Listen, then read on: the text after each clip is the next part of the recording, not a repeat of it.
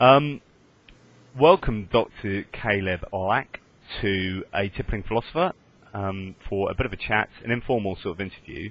So I'm going to interview Caleb, who is a PhD holder, a psychologist, and a writer for the Skeptic Inc. network with myself, so a fellow sinner. That's always nice. So, hi there, Caleb. Do you want to introduce yourself to the prospective audience, whoever they might be? Sure. So, my name is Caleb Lack. I'm a clinical psychologist. I teach at the University of Central Oklahoma, as well as doing some private practice on the side. And then, like John said, I'm a writer for the SIN, Skeptic Inc. network, as well as doing quite a bit of writing in terms of scientific publications and books and book chapters and things like that.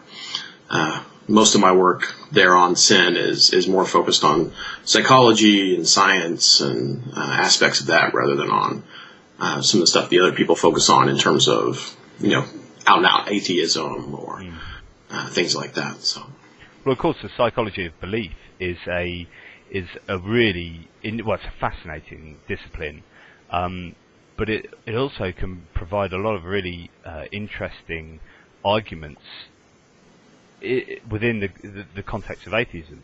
So, it was only recently that I made a post myself and was referring to some work by Gervais et al. About the predisposition of autistic people and therefore and men to have less empathy and not believe, therefore, or be less likely to believe in God. So, psychology influences a lot of arguments to do with the existence of God. Discuss and go. I think over the last, I'm going to say probably 15 years, we've seen this explosion in the research in terms of psychology and religious beliefs. People have been looking since the beginning of psychology as a formal science at, why do I believe X or why do I believe Y? Why is my behavior this? Why is it that? But really over the last couple of decades, we've started to see a lot more research specifically into religious beliefs rather than just, why do you hold any belief overall? And so, there's lots of cool researchers out there doing interesting things and a lot of research out there that can help inform sort of psychology of religious belief. That's not necessarily being done in that area, but it can certainly, help us to understand better why do I believe this and you believe that. So I think it's a pretty exciting and interesting area. As a clinical psychologist, it wasn't necessarily what I was trained in. I'm trained more in terms of diagnosis and treatment, context in terms of mental disorders. But as I got more into academia and started developing my own courses, I really wanted to do a course on science and pseudoscience. So, how do we differentiate sense from nonsense? And so I really started getting into the literature and doing the reading on that, and I've been teaching that course for, I think, 5 years now. And I've taught it half dozen, 7 times. And so a lot of my interest in that specifically came out of the interest in that course, and so I use a lot of that in that course, and then also now in a lot of the writings that I do. So the course is how do you decipher the difference between science and pseudoscience, or is there a psychological aspect to that? Yeah, it's structured so that what we first do is we define what science is. How do we know if something's science? Then we define what pseudoscience is, or other kinds of non-science like metaphysics or postmodernism, things like that. Would you have time to just be able to elucidate on that? Could you define pseudoscience quite concisely? So notoriously difficult, isn't it, I think?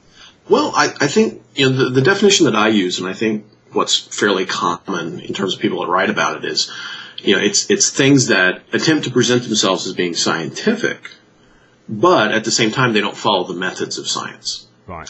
So in other words, they dress up like science, they try and portray themselves as scientific, but they don't actually have sort of the checks and balances that science has. So it's about the methodology, really. Exactly. It's not the subject, just like with science, science is not a subject, right? Science is a method. Yes. It's a methodology. And so you can study alien life, or you can study alternative medicine, and you can do so scientifically.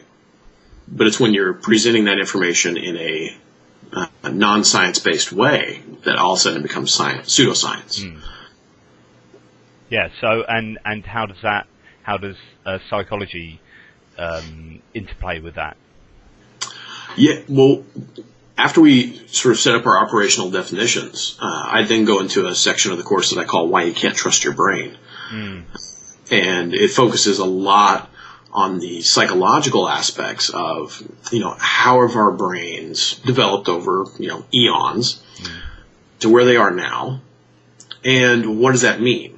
So in other words, we don't always make the best logical decisions for the situation that we're in, and we ignore evidence, or we put evidence sort of on too high of a pedestal, even though it really isn't all that great of evidence. And so I talk about, here's why you can't really trust your brain. Here's why we have to rely on things like the scientific method to help us really get a grip on what's actual and what's things that we would like to think are true, but probably are not actually based on evidence. And then I move into the social psychology of things. So why you can't trust the world, and how others influence our belief systems and can basically change our beliefs in a way that is not, again, evidence-based. Yeah, the world is against us. You're going to be making all your students totally paranoid. Well, I can't trust my brain. I can't trust the world. I can't trust anything.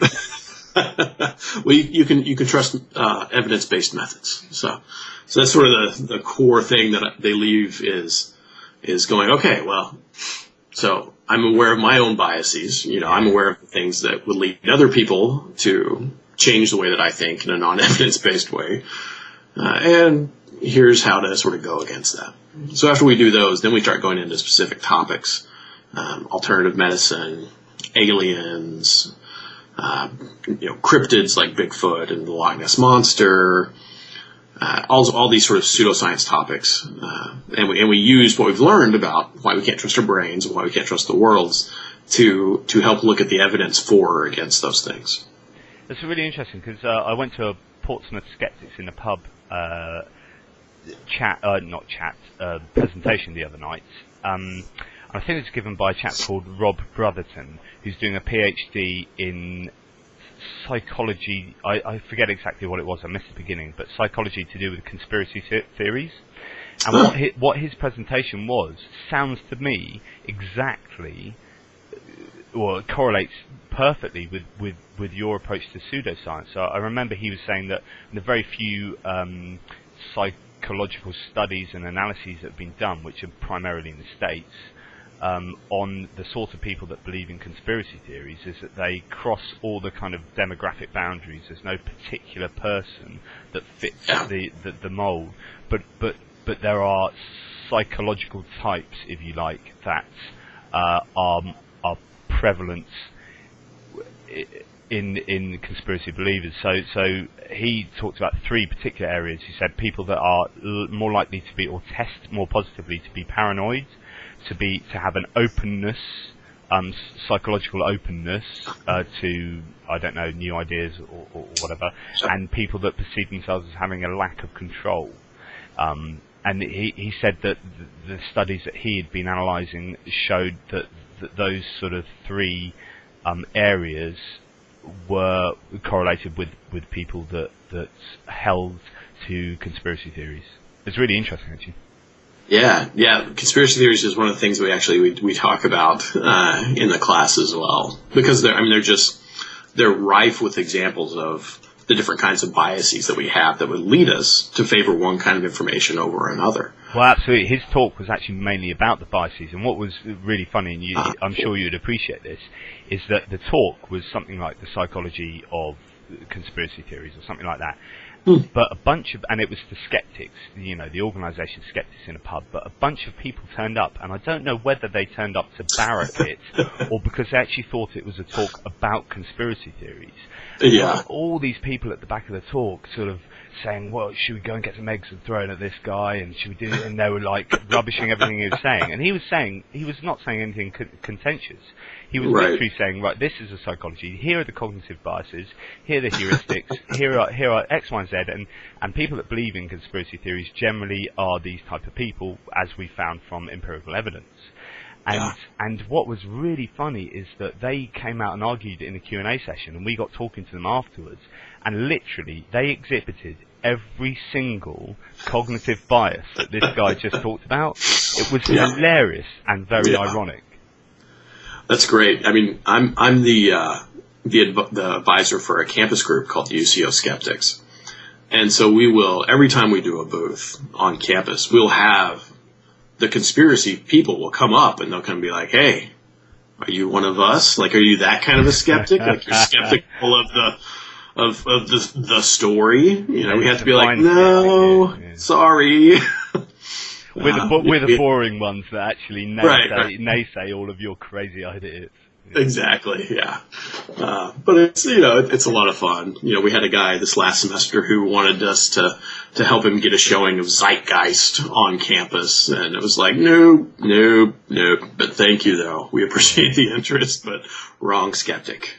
We're the scientific skeptics. So what I found quite interesting is that just looking at these people, so they were all dressed alternatively, had alternative hairstyles, and were sort of very kind of obviously left-wing activists. Now, I'm as liberal as they come, so this is not a criticism of their position. But what was interesting is it appeared all these people had a similar kind of outlook on life, and they had multiple beliefs in conspiracy theories, and so straight away you're thinking, evidence is not the first thing that defines what these people believe. As soon as you've got a correlation between groups of people, you've got causation, haven't you? Somewhere, either it's direct causation or there's some third something party. there. Yeah. There's something there, and you're thinking, well, if evidence was what defined any belief, conspiracy theory or anything, then you'd have a fair cross-section of society or of people that believed in any given thing. But these were all so in this niche of worldview, and they were all adamant conspiracy theorists. And I thought, this almost acts against you guys. You're just literally... Do you know what I mean? Yeah.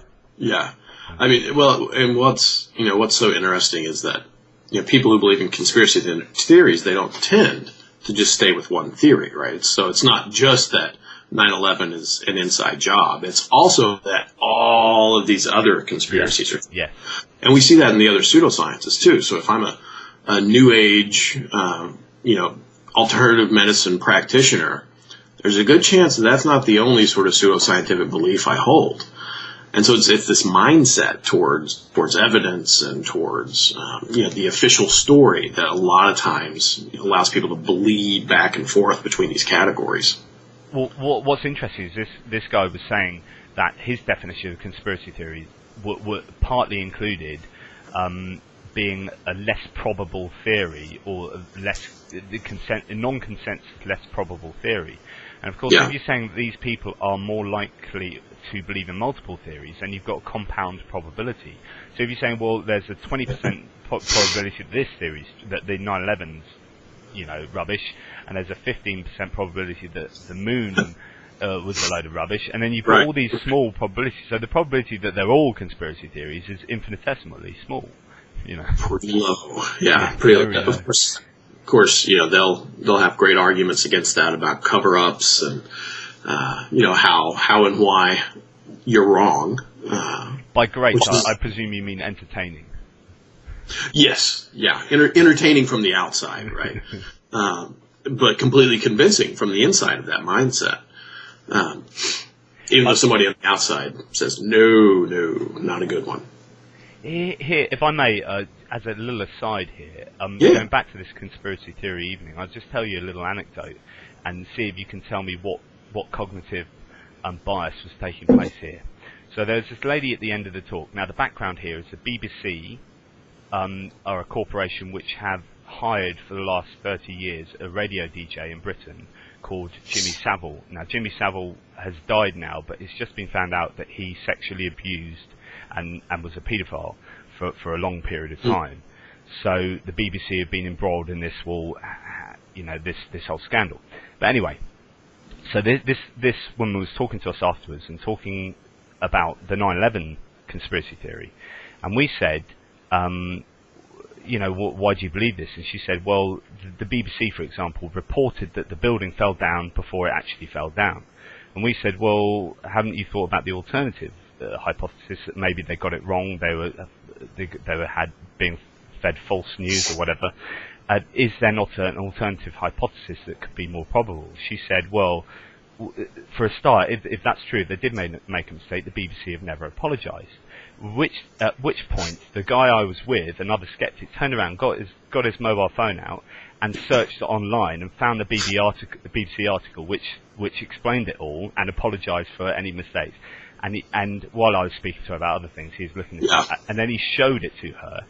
Her first reaction was, "Oh, I'm not reading that. I mean, this is about the BBC, so I'm not going to read information from the BBC." And we're like, "But you've just accused them of not saying sorry, and here we are actually providing you with the evidence." So she eventually read it, and she read this whole article, and it was so brilliant. You could see her cogs going in her mind, and the panic.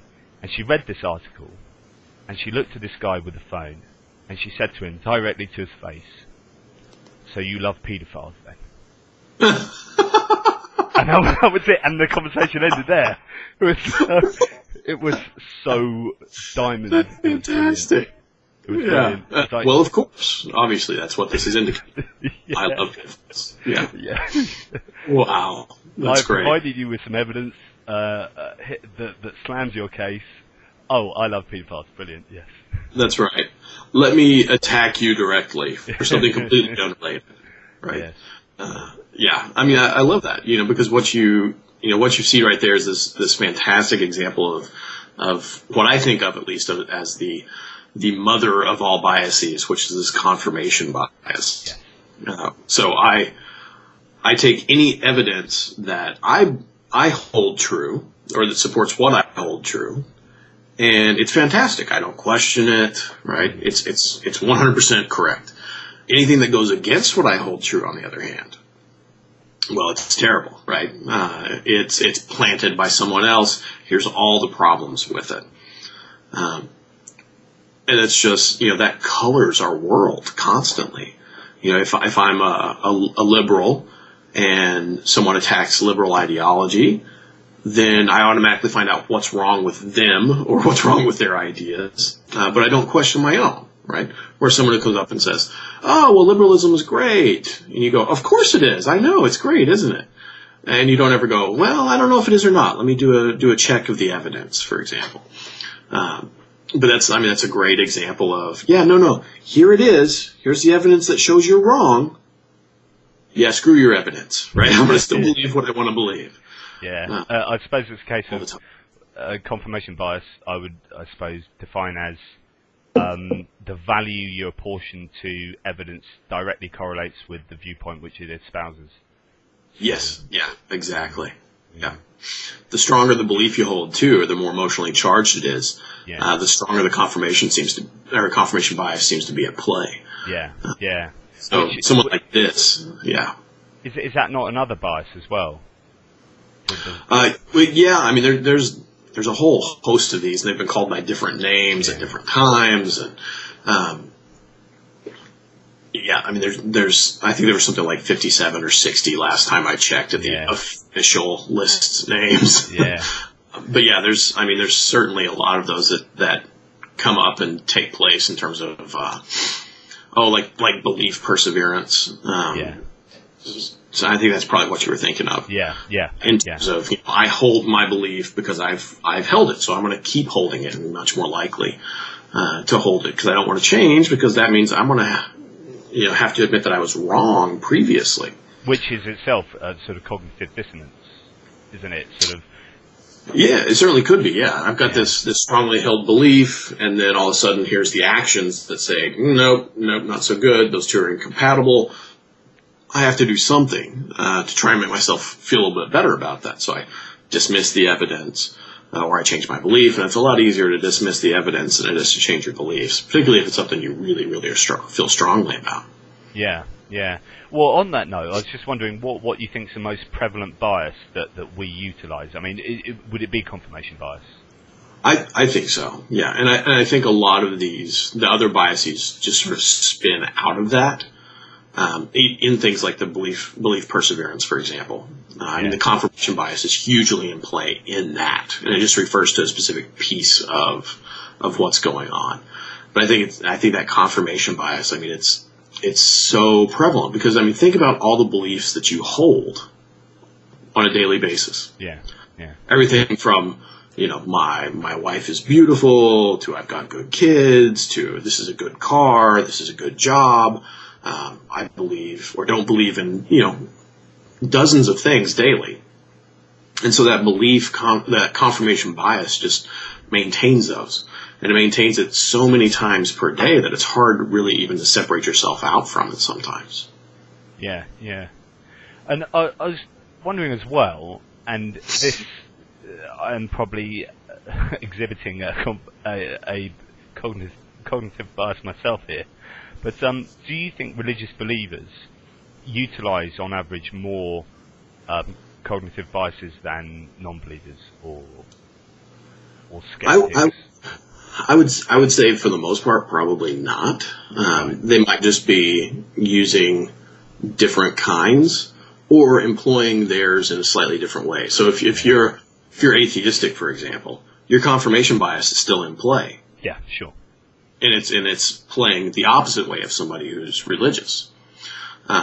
You've both still got it in play. You know, all of us have these biases sort of naturally embedded in how our brain works. And so I think, you know, people who are much more willing to look at evidence or to, you know, sort of follow a scientific method in terms of determining this is or is not what I believe. Like, even people like that, like, we still fall prey to confirmation bias. You know, it's happened, you know, recently with me when I'm writing articles, and I'll have a certain position that I'm writing from, and then I encounter an article that runs counter to that, and it seems like it's a fairly decent article. You know, my first inclination is always, I will attack you, and I will show why you are wrong. And I have to really rein myself back and say, okay, hold on. You know, this is me reacting like I would normally react, but I'm going to try and be bias-free here, so let me examine this. But even, you know, being very aware and cognizant of those biases doesn't mean you're going to be bias-free. Yeah. And so sometimes you need to be okay with other people calling you out on those. Yeah, sure. And that's quite interesting because the Skeptic Inc. Network, we are writing a book, and we're all contributing chapters to this book to be published by the James Randi Educational Foundation, and you yourself are writing a book on cognitive biases where you espouse being cognizant of these biases, but you'll never be able to rid yourself of them all. But as long as you are as aware of them as you can possibly be, then you're giving yourself the utmost chance to be the most critical thinker that you can be.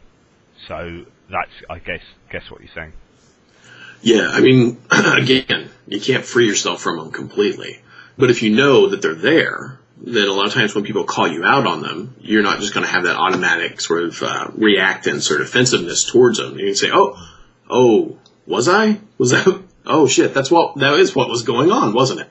Okay, well let me back up a little bit. Let me, you know, hear what you're saying and see what I can figure out or how I feel about this. Because you're never going to completely get rid of them. No. And that's something I emphasize in my class when I teach.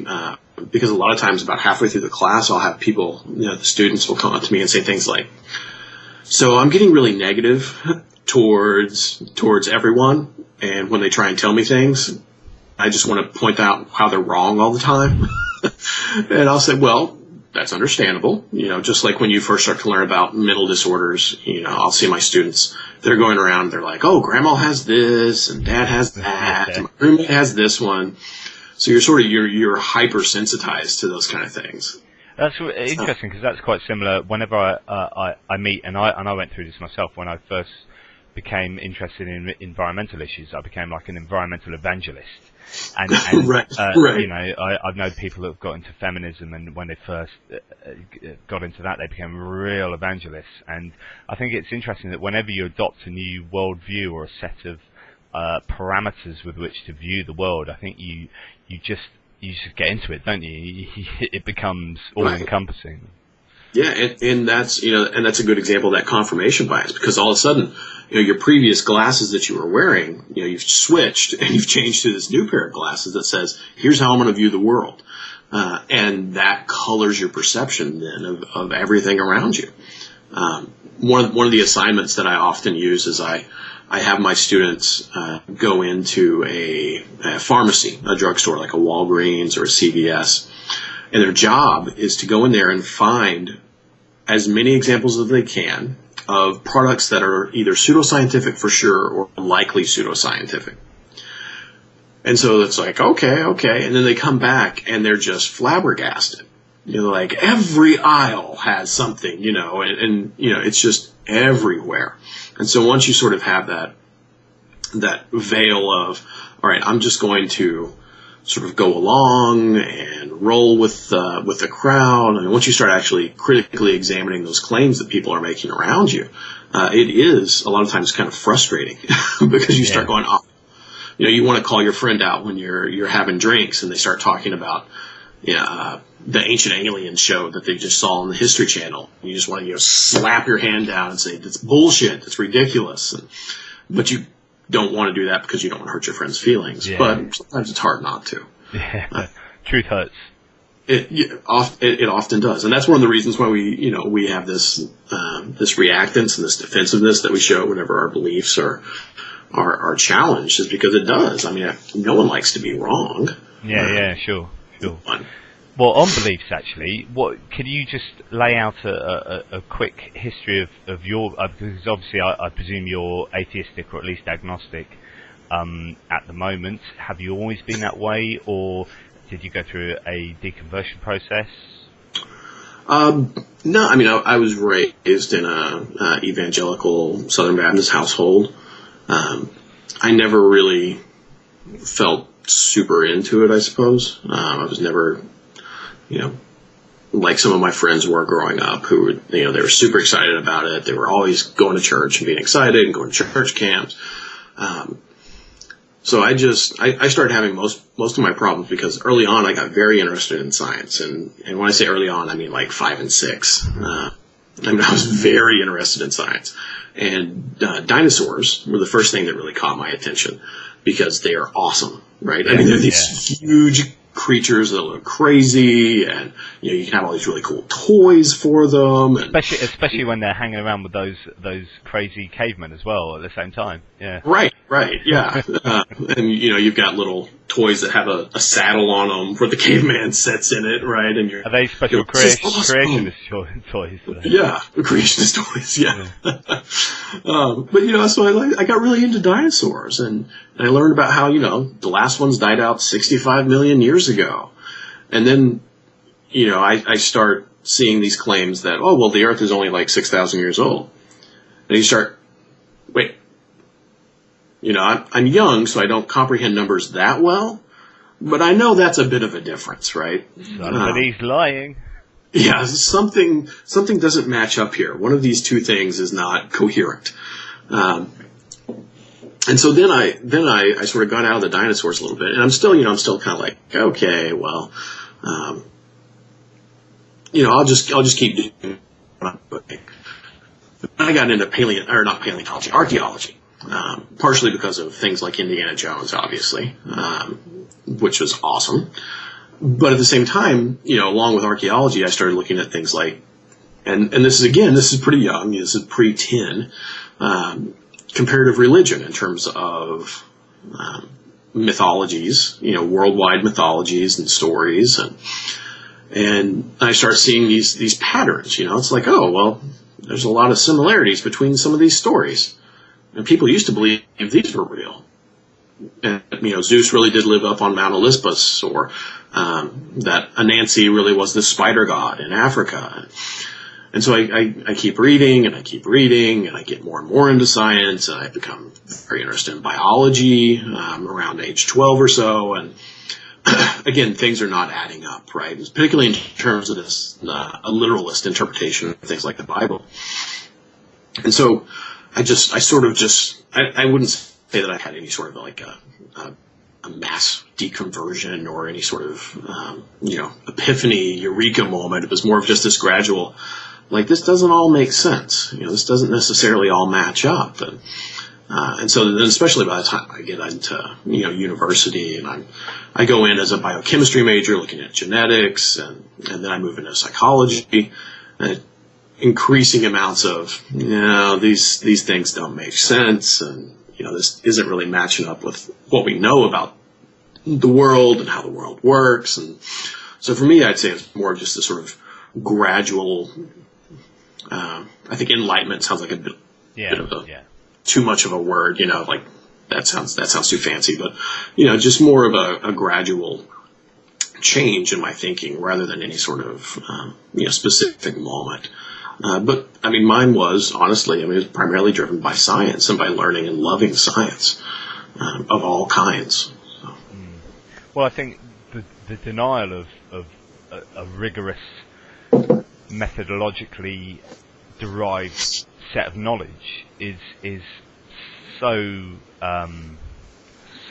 difficult to do without, So sometimes I give more respect to your fundamentalist, literalist, biblical believers, because at least they're consistent. So they're like, right, I'm going to take this text and this is going to be my truth, and if anything disagrees with that, then it's bollocks. But you look at, say, the biblical liberalists, where they'll say, well, bits of it are true, I'll cherry pick it, I'll special plead bit parts, and actually that's less consistent. So at least fundamentalists are consistent. They're just consistently wholly wrong. But, there you go.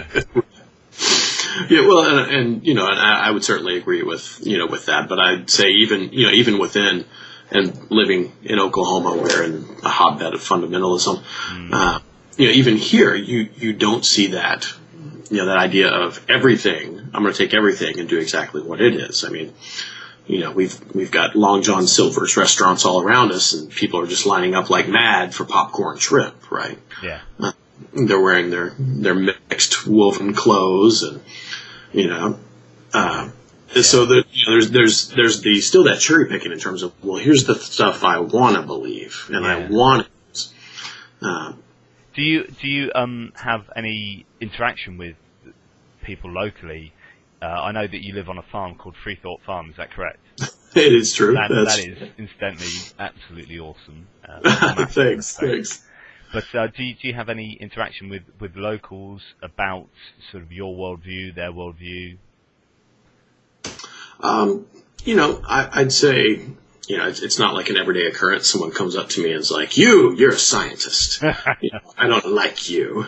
But it certainly comes into play, in my job at the university in terms of teaching. I don't as much anymore, but earlier in my career, I did a lot of teaching of the, general psychology courses, so the intro level courses. And it was not uncommon for me to have people in there who are highly fundamentalist, who the minute I start talking about, for example, evolution by natural selection, or I start talking about, explanations for, why people would think that they had near-death experiences or out-of-body experiences, but here's the science behind it, where people would go, apeshit about it.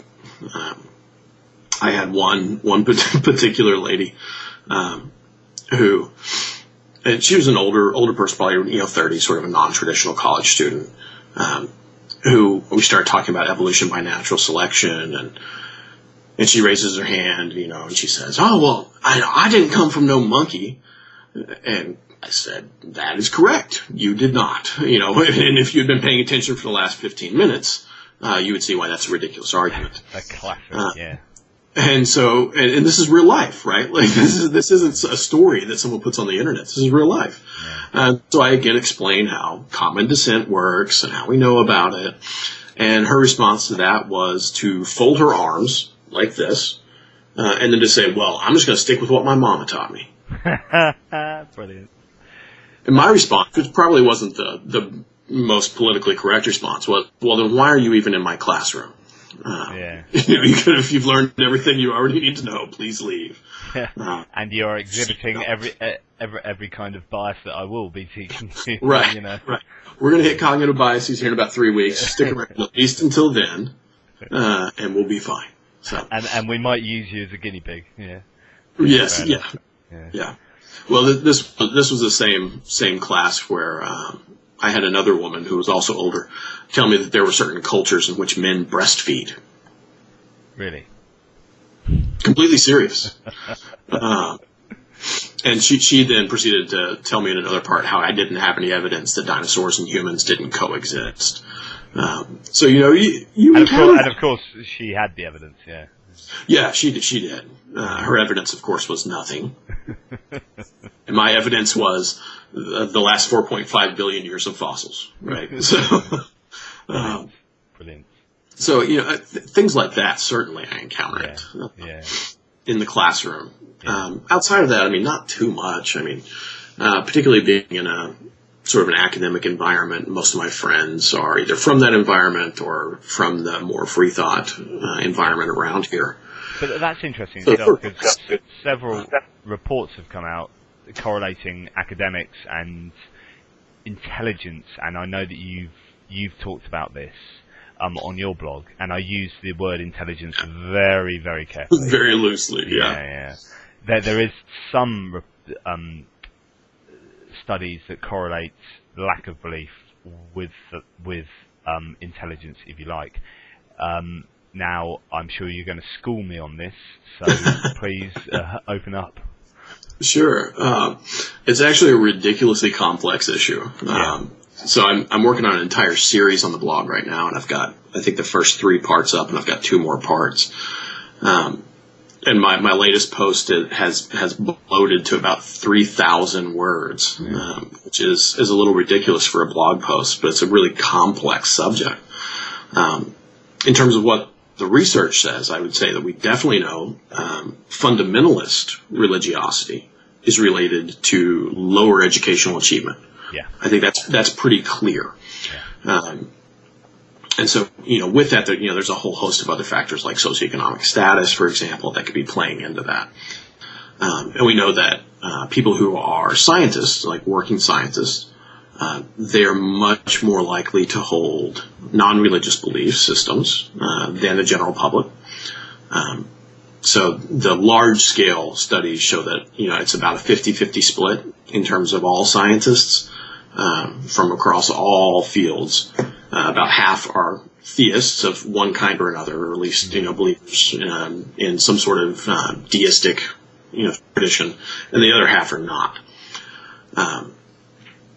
But the literature on intelligence, and we'll sort of talk about definitions of that, but of course. So intelligence and religiosity is much more confused, and a lot of the studies are plagued by terrible methodology, where they're not actually measuring intelligence directly, or they're not controlling for other things that are really highly correlated with intelligence, like education, for example.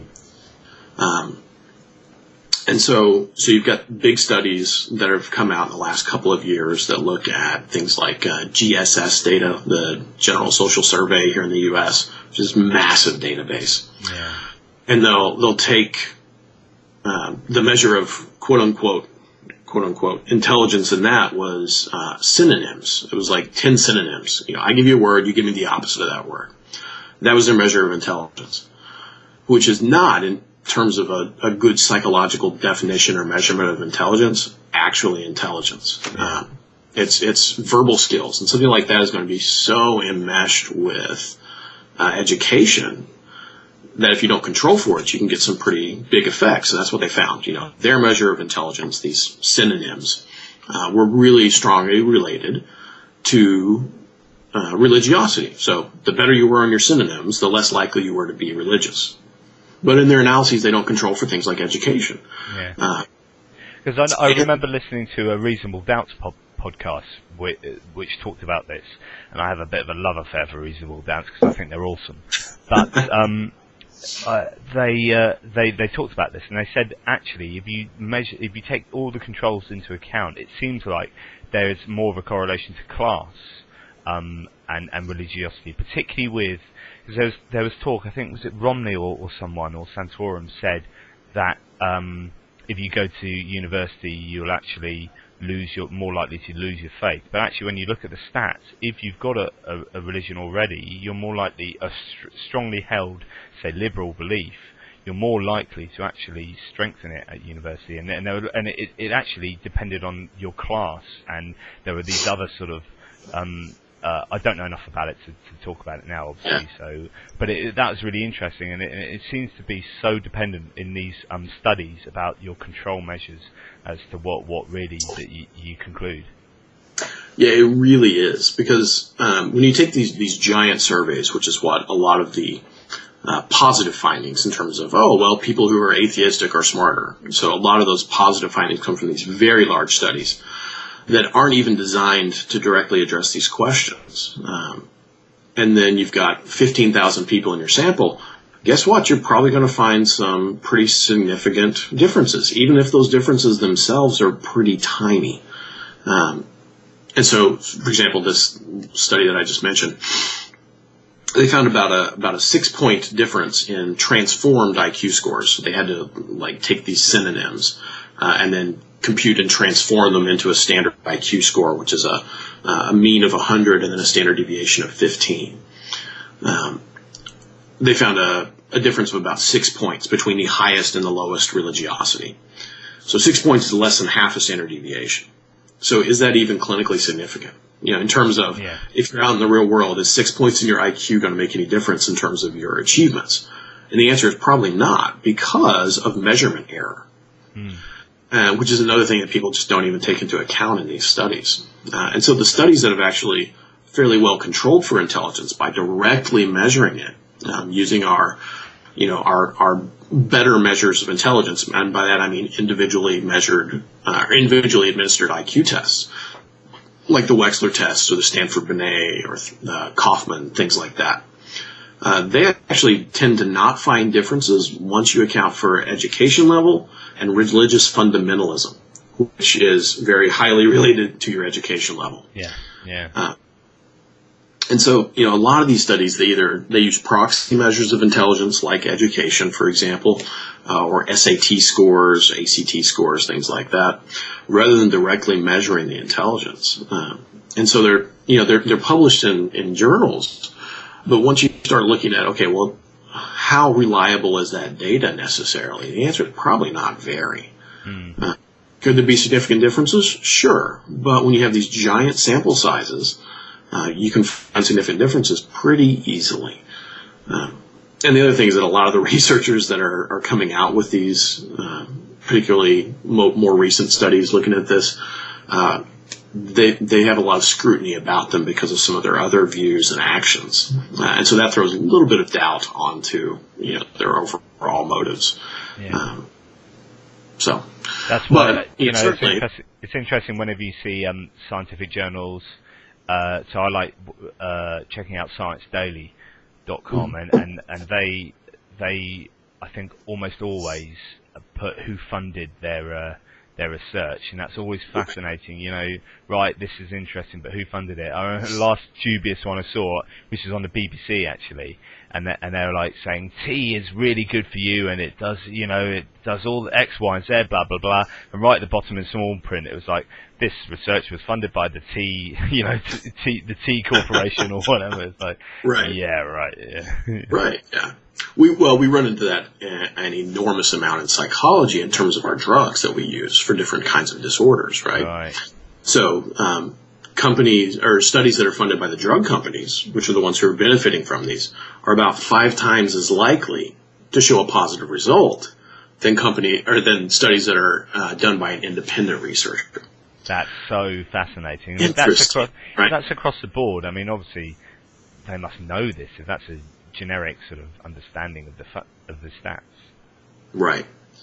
Yeah, well, and because you don't publish if you're a big company and you fund a study and it doesn't show what you want, you don't publish it, right? Well, you see, that's interesting because when you're talking about things like Ganzfeld experiments and the parapsychology experiments, and they often talk about publication bias or the file draw problem, which is where they produce for those that don't know, that they produce a set of results from some kind of analysis, some kind of survey that says, look, we've found a correlation between this and this, which shows that there's, for example, parapsychology at play. And of course, one positive result, which isn't a very high result, doesn't mean much if you potentially have 50 others that don't show any positive correlation, which weren't published precisely because they didn't show anything. So there's a call, I think, within academia to register any kind of investigation that you're doing in order that these sort of things can be researched. Is there not? Is that? Yeah, there is. There's been a big move over the last 10, maybe 12 years to try and have more of that data available. And I think that the internet has been a huge boon to this. For example, the physical sciences, you have things like archives, or it's ARIX, right. Which, you can pre-publish your data, basically, get it peer-reviewed from other people around the world. You put up your data sets, and it's available to do whatever you want to with it. And there are more journals that are actually focusing on or publishing these null results. There's one that's even called the Journal of Null Results. Brilliant. That's all about, publishing studies that probably wouldn't get published because they don't have some sort of exciting, we found a difference. But that's important in and of itself, isn't it? Because the null result it does tell you something. It tells you a negative, that there is no correlation between this and that, or causation, or whatever. Yeah, that's something I always have to tell my students who are doing projects with me, is that just because you don't find a significant difference doesn't mean that your study was worthless, right? It doesn't mean that it didn't tell you something. It told you actually the same type of and amount of information as if you had found a positive result. Yeah, it tells you the opposite. Yeah. Equally useful. But that's certainly not the sexy side of science. All right, we ran the study, and you know what we found? Nothing. Nobody's getting excited about that. Reddit's not getting a ton of upvotes for that one, right? It's just, okay, well, that's kind of boring. Next. Nice. And so it's these ones that really, have something interesting to say, quote unquote interesting, right? Yeah. That get more of the attention. Yeah. Stepping back for a second just to the religiosity and intelligence, I think this has been a good example of that. If you go to the Wikipedia page on religion and intelligence, they only talk about a couple of studies. And it's these bigger, sort of more exciting studies that show that there was this difference. They leave out all these other studies that are probably better done, more well-controlled, that don't show a difference.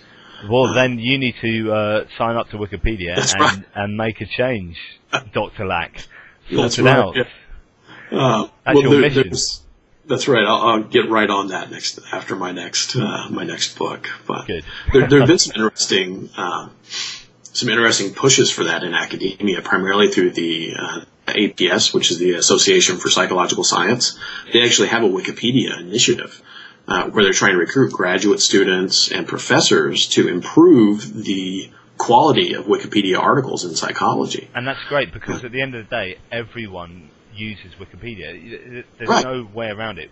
We all use it all the time, and it's certainly a great first port of call. And I can tell you that since I've been using it, since it started, I've seen articles improve and improve and improve. It's an example of the scientific method almost in action, and it's performance feedback revision, and this constant refining of quality. So I think that's a really worthwhile cause. Yeah, definitely. The technical term for that is Darwinianism. Believe it or not, that is a real term. So is it really? I usually talk about my several of my classes. We've used a wiki process to build textbooks in. There are now free online textbooks, and it's this gradual process of improvement and change over time. It's Darwinian. So cool. That is brilliant. That is brilliant. So just before we start sort of wrapping it up, because believe you me, Dr. Lack, we could go on for hours, I feel. But just to get onto a couple of religious questions, just a Sure. bit of philosophy and argumentation about the existence of God. Do you have a favourite, the most powerful to you argument against the existence of God? What is your sort of fallback argument? Yeah, I mean, for me, being a psychologist, I focus on the mind, right? Yeah. And I focus on, a lot of times, these commonalities across cultures. Right. And so, if we know, for example, that everyone in the world falls prey to things like the confirmation bias, and belief perseverance, and all these other biases that we have, then we have to start there and start understanding why we hold the beliefs that we do so strongly. And if one of those beliefs is belief in a particular religious faith or aspect, then we have to say, okay, well, we know that you're going to hold on to that belief regardless of the evidence. Does that mean it's necessarily true? No. Well, let's go look then at, more of the scientific, non-biased, perhaps, literature that's out there. I mean, you're much more the philosopher than I am, obviously, and so I don't tend to spend a lot of time thinking about or going over sort of philosophical arguments for or against the existence of God. I try and look more at things like data, and so if I have a belief, then it's upon me to actually prove that belief is true.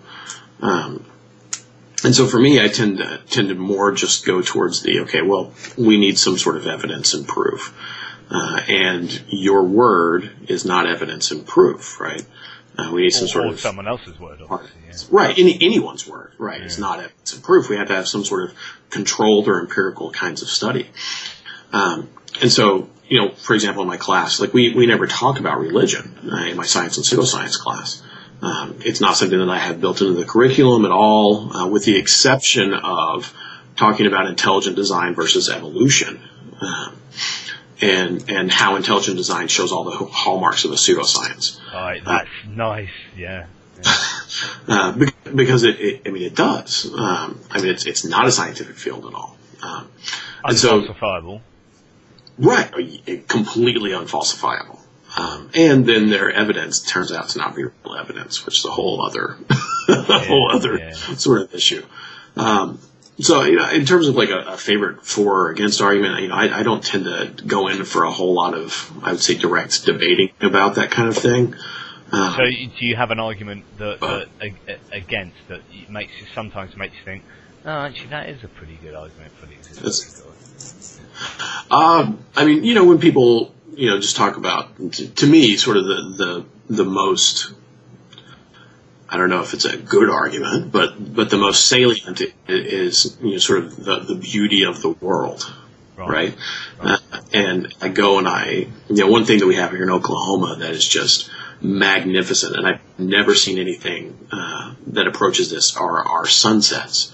Our sunsets are incredible, and partially that's because we have 3 trees in the entire state, and a lot of pollution. See forever, but these gorgeous sunsets are just amazing, and just make your heart just soar up, and these starlit nights that are just incredible because we don't have all that many people here, things like that.